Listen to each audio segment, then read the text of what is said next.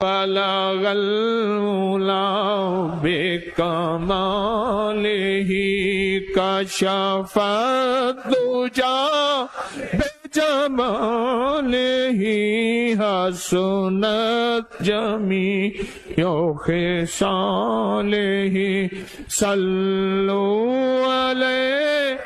وآلہ صلوا علیہ۔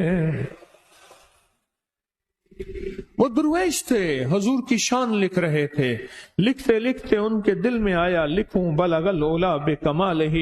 لکھ دیا، پھر کشف الدجا بجمالہ، لکھ دیا، حسنت جمیع خصالہ، لکھ دیا۔ اب ربائی ہے، چوتھا شعر زبان پہ نہیں آ رہا،